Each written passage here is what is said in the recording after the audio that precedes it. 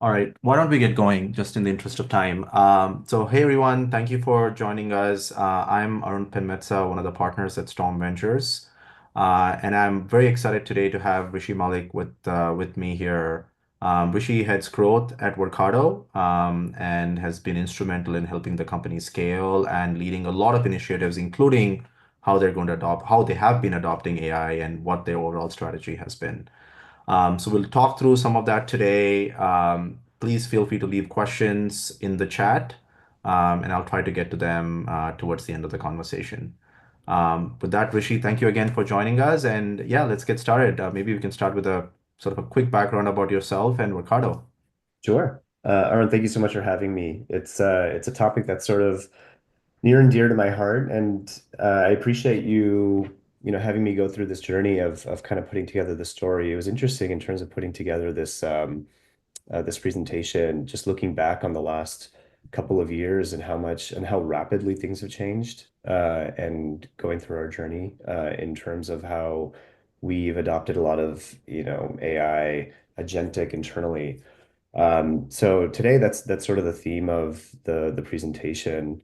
And it's funny because I'm gonna actually just throw up my some slides here. But when I was going through and thinking about how to title this event, started with something very straightforward around how we drove growth with automation and AI. I thought I could do a little bit better than that and sort of try to make it a little bit more colorful with the art of the Yeah. possible with AI and go to market. Then I thought about, some of the value that we received from it and the teams involved.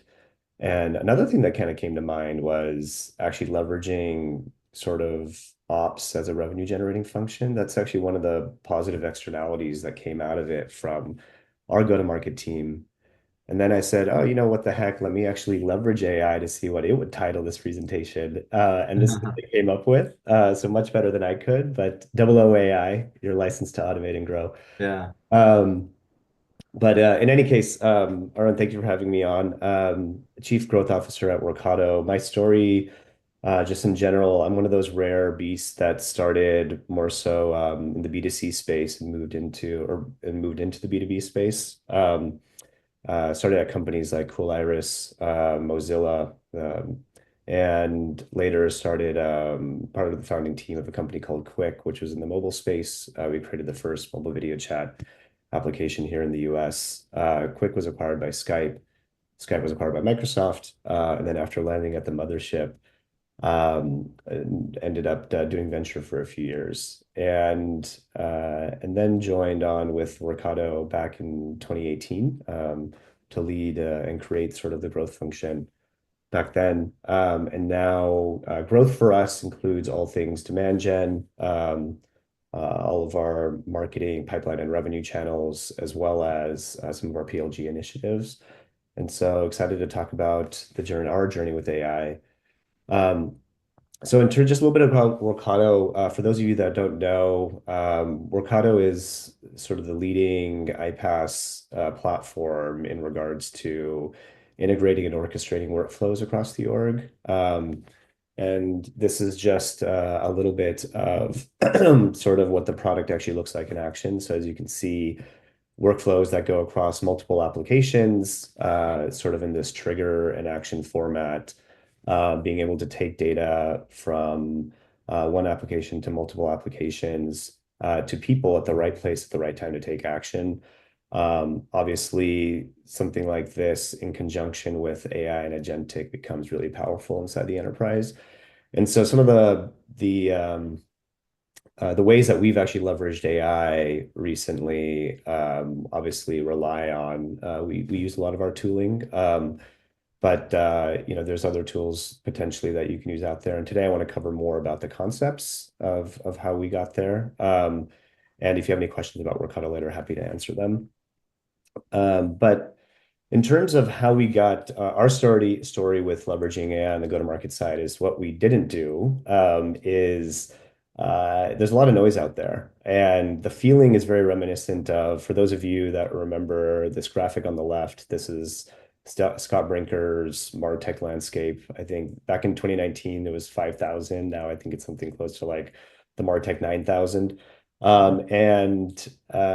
I attempted to leverage DALL-E to create a similar um, go-to-market AI tech there on the right. Obviously, it didn't do that great of a job, but what we didn't do is we took the fortunate step of staying away from the sprawl, and that's one step that we see a lot of customers sort of fall into, which is there's a lot of single use sort of AI applications, agentic applications, and um, the concern there is, sometimes bringing in more tech into your world will just end up creating more silos. And so instead, what we did was we all know the age-old people, process, and technology and being able to connect them. And we looked at from our standpoint, how can we actually take some of our existing workflows and bring in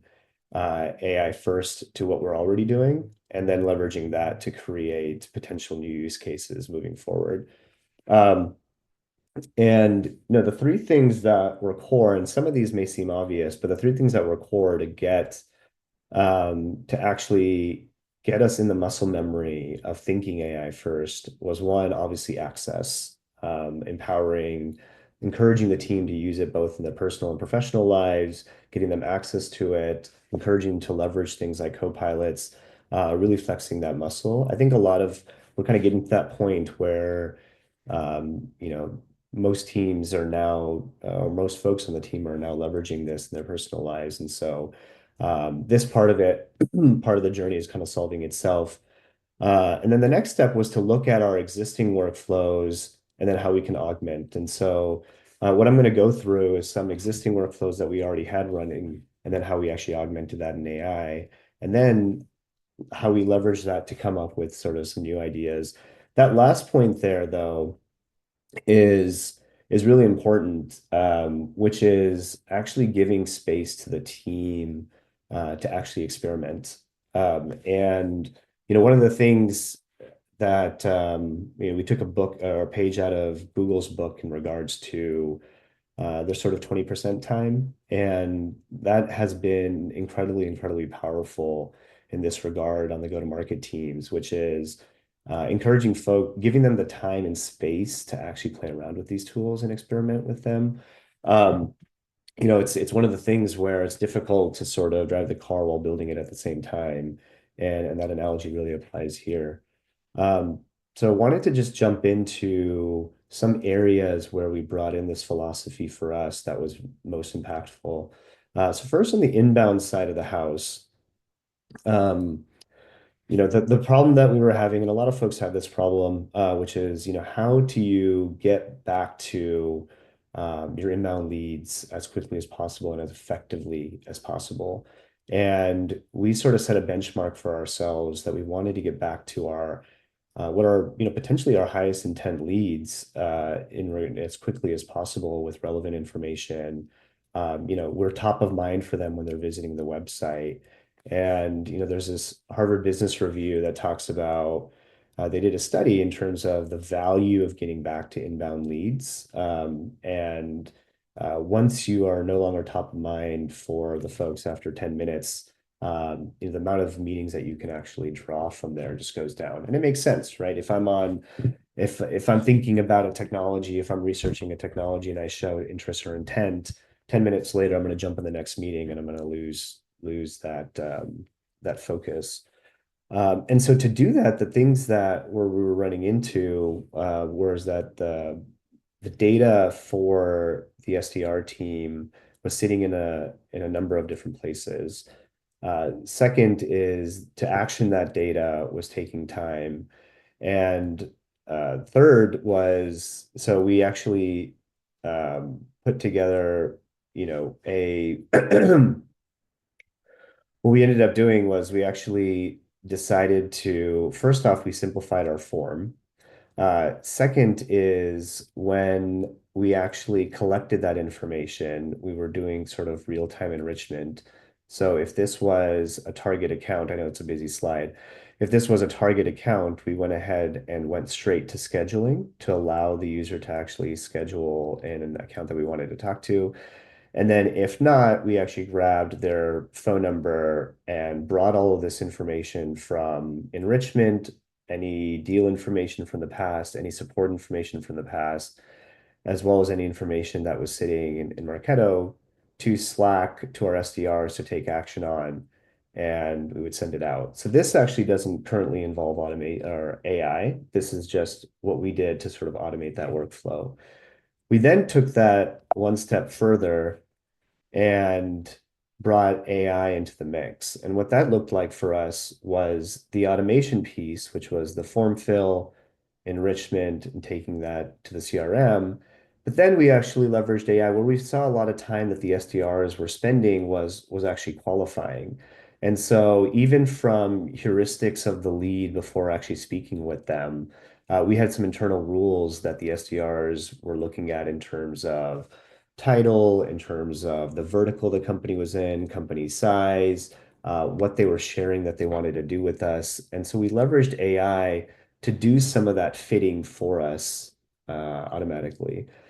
Then from there, what you see here, this is a dossier of some of that um, data that we're pulling from the different systems. And so this is all in one view for our SDR. And then over here, what you see is then the workflow actually leveraging AI to fit that lead for us, the value, the reasoning, so on and so forth. And so not only is it fitting it, but it's also sharing the reasons why. Um, and then we took it one step further, which is let's now, for the SDR, actually draft an email. And this is really important where, we found that there's still a lot of value in terms of keeping the human in the loop. And in terms of drafting that email for that inbound lead, and delivering it up to the SDR in Slack for them to actually take to review before it actually gets sent off. So they can put some personalization there, so on and so forth. We also, after sending the email, the SDR would also call the prospect if they provided us with a phone number. And that was a fourth step where we found that we could sort of inject AI, which is let's actually analyze the lead using our sort of sales methodologies that we're using internally, generate a number of discovery questions for the SDR to be able to have a fruitful conversation in real time.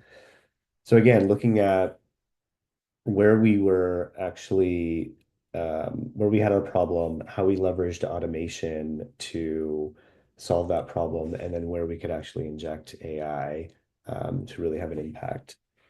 Um, Arun, I was going to jump into another area, but I just want to Yeah, get maybe any. just one question from my end. So Yeah. this process, is this used for all your leads today, or is this sort of targeted towards a certain kind of channel or anything like that? So it's a good question. This process that I'm showing here is specifically for inbound leads, since we really want to get back to those leads as quickly as possible.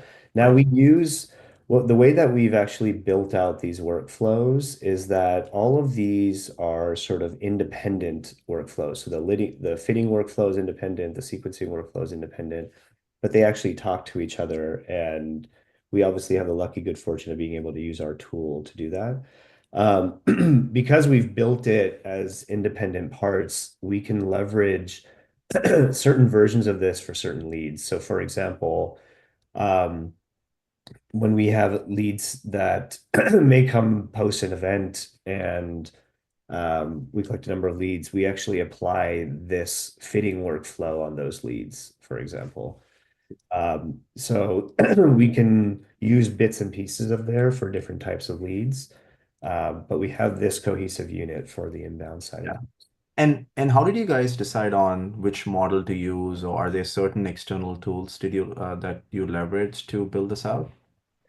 Yeah, so we played around with a couple of different models. For drafting, we found that, OpenAI, for drafting the emails, OpenAI does a great job. And we also recently, with some of the updates, Claude also has really picked up at the game. So I think for different types of use cases, we actually plug in different models. For us, the workflow is pretty much the same. It's just a matter of which model we want to plug in. And we've just done some benchmarking, and that's how we sort of did the testing. And so the workflow, just to go back a few slides, for us, the workflow is as simple as this. So one of these steps would be sort of plugging in your model. And recently, we've actually been doing some testing with DeepSeek as well, which has been showing some interesting results. But yeah, so we use this sort of to experiment and do some benchmarking depending on the use case. I see. Great. Excellent. So then, after the other thing on the inbound side that we actually, this was one of the questions that somebody submitted as well, asking about leveraging AI and SEO. So, I mean, some of you may have been experiencing this, in talking with Storm and some of our other investors. We were hearing that portcos were seeing upwards of potential, 30 to 40% decreases in organic traffic since AI overviews were released. And it makes sense. I mean, all of us know that the game of search has really changed.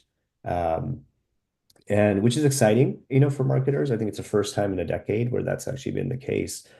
And but there's a new game in town in terms of, how do we leverage zero-click search to our advantage? And so, kudos to our head of SEO. One of the things that we looked at was, for our existing keywords, what is AI overviews really pulling up? And what it does share is, the existing sort of content that it's pulling from. Now, AI overviews are generated every single time. So the content may change that it's leveraging, the response may change that it's leveraging or that it's coming up with, that it's generating. But what we found is that there is a pattern to the type of content that it likes. So list format, comparisons, how-tos, top fives, FAQs. And so what we did is that we looked at our top keywords and for each of those keywords, what is the content that it's actually pulling? And then we actually leveraged these models because we actually had a lot of content around the topic area, but it wasn't in the format that it liked. And so for each of these sort of keywords, we actually leveraged AI to feed AI, but we took our existing content and then asked it to rewrite it in the format that the AI overviews preferred for those keywords. And we saw some really quick results. So for us versus some of our competitors, what is Workato, the best iPass, some of this that we launched, AI Overviews was picking up on it within a week. So this content here, here, and here, we basically already had the content, but we asked it to rewrite it in the format that AI Overviews was picking up. And this is, we've actually seen a really large impact on the organic side where we're actually seeing increases in terms of organic traffic quarter over quarter since we launched this. And it's not necessarily that people are clicking the articles, but once they get that first result from zero-click search, then they'll come and Google us or they'll come directly to the site. So this has been a really powerful one for us. Rishi, maybe one follow-up question on that. The two examples you have, even though both are coming from sort of the marketing and the lead management side, Hmm. how does your team think about the right use case to build with AI? Is it sort of each individual leader deciding for my workflow or function, I need to incorporate AI, or is it sort of a more strategic discussion across the team around where they think they should invest resources to leverage AI in these cases? Each team, that's a good question. I think, one of the things that didn't work for us was just yelling off the mountaintops and saying, hey, use AI. Um, but I think that, giving them that exploration and experimentation time was really where most of these ideas came from. I see. And so, um, I called it sort of Google called it their 20% time, but we really, uh, all of these examples that I'm sharing with you actually came out of that. And so what we found is, giving them the tools and then giving them the space. We tried just encouraging the use of it because we didn't know, right? We were talking to some vendors about what they were doing and what they offered. There's a lot of, hey, replace SDRs with AI and so on and so forth that's out there, which I don't believe that you can completely do, by the way. But it was none of that was really having an impact. And then when we gave them the room to sort of toy with it and experiment, each leader came back with some really interesting ideas. Not all of them worked, and we can talk about the ones that didn't. But yeah, I think that space is probably the key for us. Right. Makes sense. Thank you. Um, Also on the inbound side, we are pretty global now. 40% of our revenue comes from abroad, and leveraging AI for localization was big, and just that process. AI is actually a lot of these models are really good at translations, and so we hooked up the translation portion with our GitHub requests, being able to, leverage the models to extract the content, translate it, and then run quality checks and bring it to the people to do it. So this was more of an increase in speed around localization. And when we wanted to, anytime there's a new page that comes up, we sort of run it through this process and helps us really speed up the pace of localization. I'm going to jump to, we then, looked at, from an outbound perspective, again, looking at where we already had sort of some existing workflows. So one strong signal from an outbound perspective, and you all probably know this, is that an existing buyer that goes to a new account is a really powerful signal. And so we already had an existing workflow that really took advantage of that. Buyer goes to a new account, sort of enrich that information. We have sort of tried and tested sequences to reach out to that account. And so there's no, real-time generation that needs to happen. These are sort of tried and tested sequences. And then we also notify the rep in Slack in terms of, hey, a potential buyer that knows Workato has moved to a new account.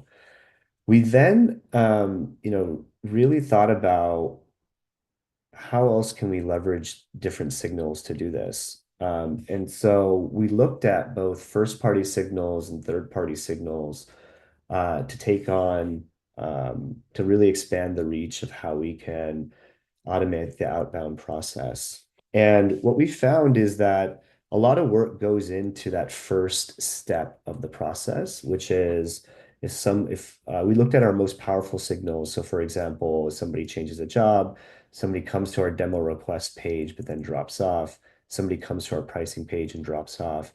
We have the lucky fortune of having 2.5 years of a strong, solid SDR team that have tried and tested a lot of these subject lines and a lot of the copy that really impact that have shown the highest result for these signals. And so there's two pieces to this, which is one, how do we wire up these signals to automate that first touch of outbound? And then how do we leverage signals that actually require a human touch to even understand what the signal is? And what I mean by that is, for example, if there's a closed loss deal, we now injected AI to look at those closed loss reasons to help generate an email and also the action items of when to reach out with that email to sort of reach out to sort of contact do some outbound. And so this is something that we've been doing for the last quarter and been seeing some pretty strong results. You can see the open rates here, the reply rates here. And for us, 37 opportunities is the equivalent of quotas for 7 SDRs. And it's not that the SDR is taken out of the loop. It's just the touch that doesn't require a human to be in the loop. And as soon as one of our prospects or customers respond, that's when we bring the SDRs into the loop. And so with this type of efficiency gain, our SDR leader has now, raised quotas for the team or volunteered to raise quotas, which you don't see very often, which has been impactful. But some examples of what that looks like is, AI actually went in and saw for this particular account what was the discussion, the notes, looking at both recorded calls from that account as well as any Salesforce data, and mentioned some of the things that was discussed, as well as, there was the activation point was to reconnect with them in about a year's time, and then the customer responding, and that's when we actually brought in the SDR into the loop. Similarly, with a pricing signal, pretty simple message that, hey, we saw that you looked at our pricing page. Let us know if you have any questions. Not really pushing for sort of anything, and getting some pretty senior titles to sort of respond back at that time. Similarly with our demo drop off, and so this has been a really exciting one for the team in terms of leveraging both automation and AI to take outbound to the next level. That's really interesting, Rishi. And some of the performance data in terms of how much things have improved is really compelling. I'm curious, with something like the outbound use cases, Mm. what's sort of the iteration process? So you have something working. Is the team continuously, I mean, the models probably have some feedback loops in there, but how do you think about continuing to make this better, or at a certain stage you feel this is good enough and then we move on to something else? Yeah, it's again looking at, sort of for us, we wanted to take the highest performing signals and start there. Um, but a lot of them require uh, sort of some previous knowledge of either the account, or some actions that the prospect or the customer have taken. And so that's where we really sort of injected AI. But in terms of deciding which signals, we looked at, we basically just had it in a pecking order of where we already see success today, with a human doing the same sort of outreach. And so that's kind of the pecking order that we've taken. When it gets to, but really where the value also lies in this is, uh, not necessarily relying on AI to regenerate every single time.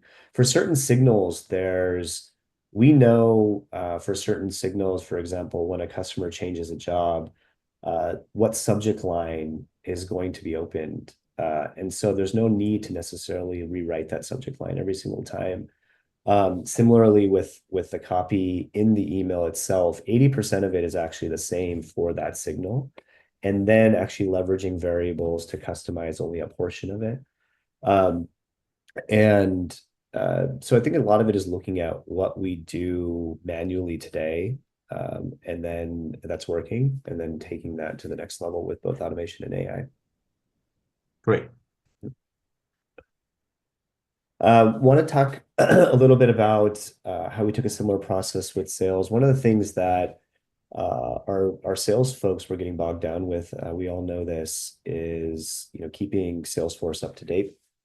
And it's not just about keeping Salesforce up to date, but also one thing that we were seeing is, our sales folks are jumping on 2, 3, 5 calls a day, and thinking about at the end of the day, what type of follow-up do they need to do?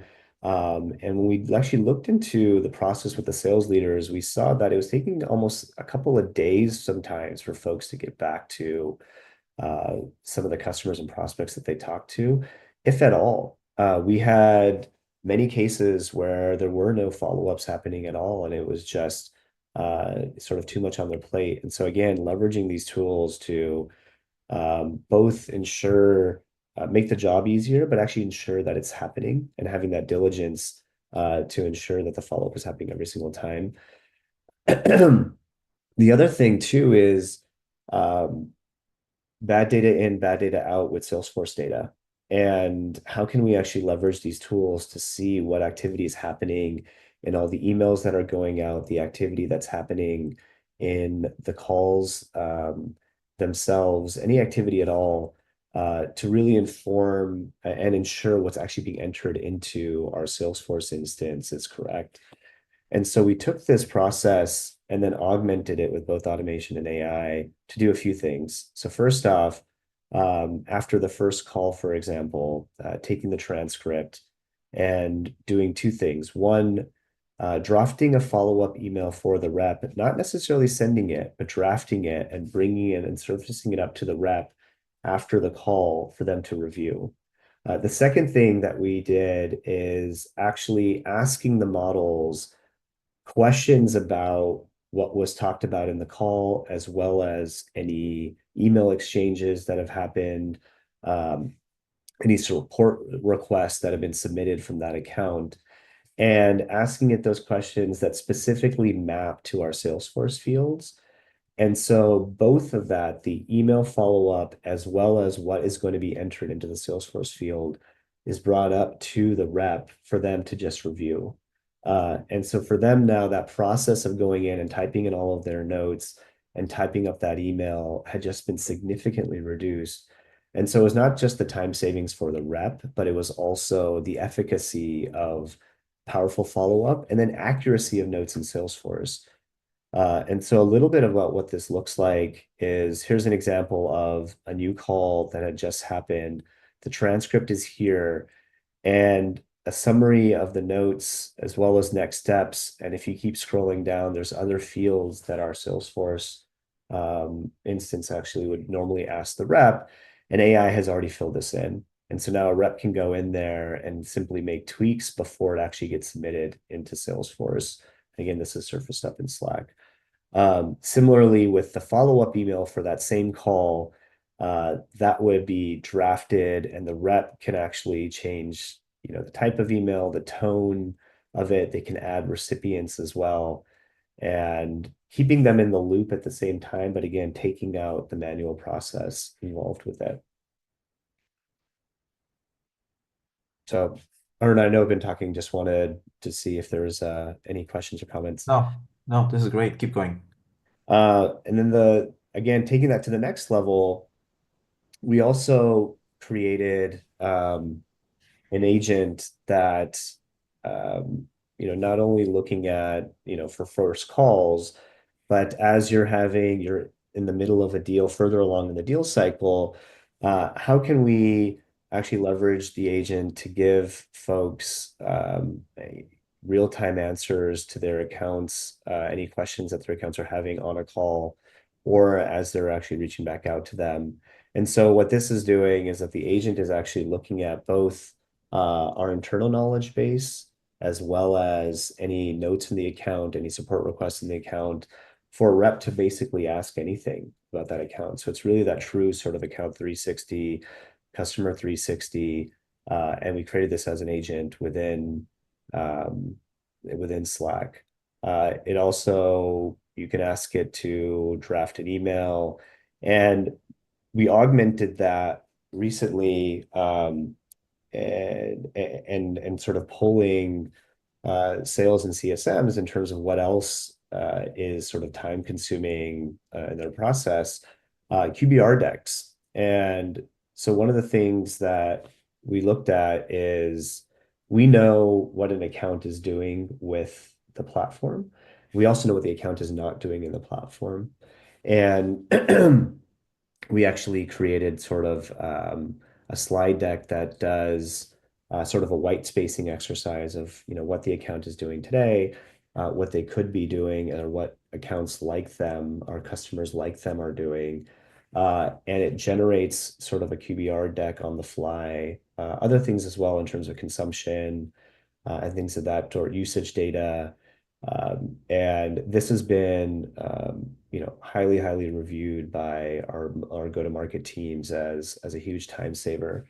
And so, Arun, you were asking about, how else does the team sort of decide on um, areas of improvement? It's really about getting feedback from the field. We test a lot of these things with a smaller cohort, so it's not necessarily rolling it out to the entire team or in this case the field. And so having in this case sort of teaming with sales and having leaders that are sort of leaning in, testing out with a smaller patch and then bringing it once we see a lot of results, having them talk about it to share it with the rest of the field. And that's been the process that we've been taking in terms of a lot of these sort of sales workflows that helped. I see.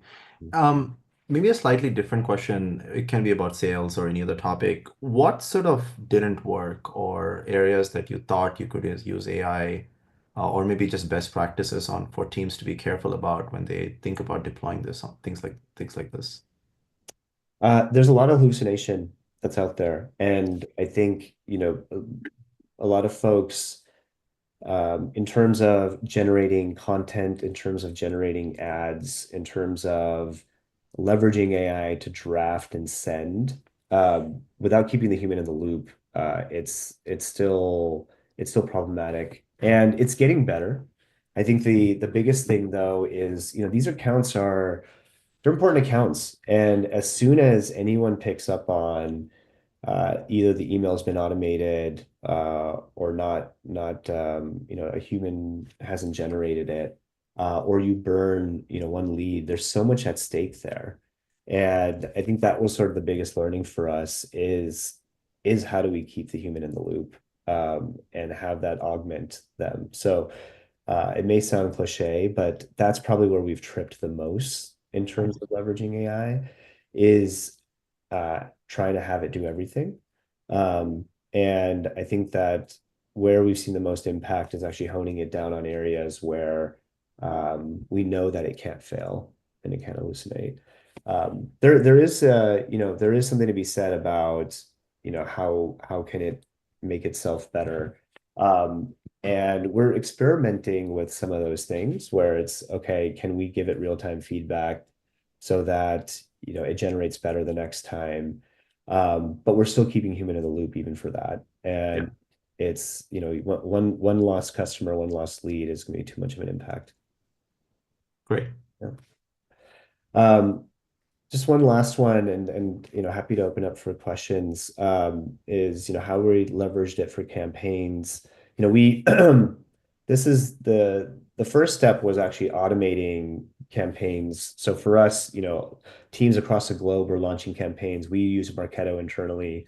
Some of you might felt this pain of how do we actually, every time there's a new campaign, creating that campaign both in Marketo, and having that be created in Salesforce. There's a lot that goes into it manually. So we've automated that now, that process. But then we took that one step further. And when it's a campaign's created, for example, a lot of time that campaign generates some sort of lead list. And that lead list that you get from events come in so many different formats. Sometimes it's first name, last name, and a ton of other information in the CSV. Sometimes it's last name, first name, and a ton of information. Sometimes the account name is first. And so there's so many different formats. And this is where both automation in conjunction with AI was really, really useful. So now we can actually upload any type of list that we're getting. And in some of the system prompts that the automation is using, it's actually asking AI to sort of figure out the correct name field. And so it knows, instead of having to do a one-to-one mapping, it knows, what the fields actually mean.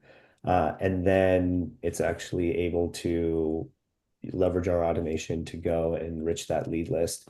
And so this has saved a lot of time for our field leaders in terms of, taking any sort of lead list and getting that cleaned up and enriched.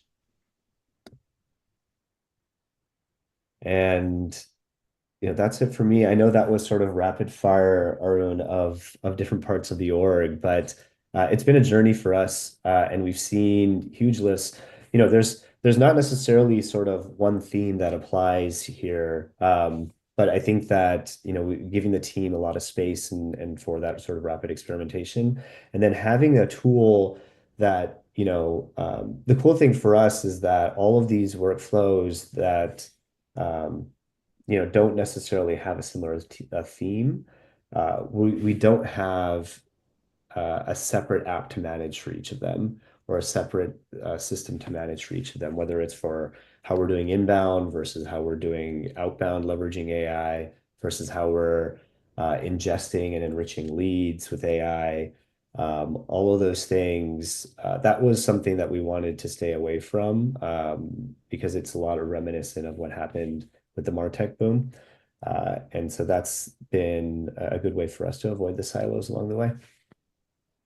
That's great, Rishi. No, thank you. Thank you for walking us through that. By the way, if anybody has any questions, please use the Q&A functionality in Zoom, and we can see the questions then. But as people are typing, probably typing things out, a few more from my end. How has product been involved in all of this? I mean, is this your teams have had, engineers or someone to help you, or does product teams, do they get involved with this process, or can you talk a bit about that? Sure. And I'd mentioned this earlier in the slide when I was coming up with my titles for this, Yeah, but everything that we went through today was handled by our MOPS team, our marketing ops team. I see. And it's really interesting. I mean, we're a 1,000-person organization now, and our marketing ops team is three full-time employees and one intern. I And see. I think again, having a tool like ours, we get to drink our own champagne. But that's really what's made it accessible for them to be able to build out these workflows. So from idea generation to something tangible and actionable that's working for us, takes hours, if not minutes at times. And so that's been fun to sort of play around with. I think for as a go-to-market leader, being able to have the team be in control of their own destiny, we don't need Yeah, to rely on IT. We don't need to rely necessarily on product, um, or engineering in general. And it's been easy for the team to sort of scale. that's great. There's a question in the Q&A. I think this was your first example, but how effective is outbound SDR?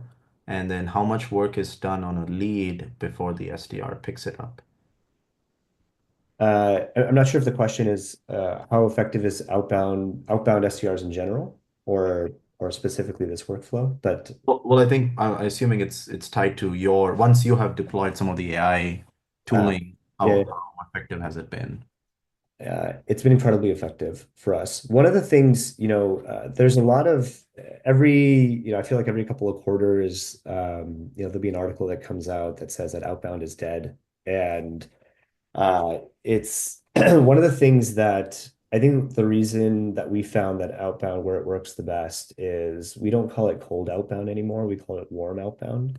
And so it's really areas where we see some sort of intent, some sort of signal.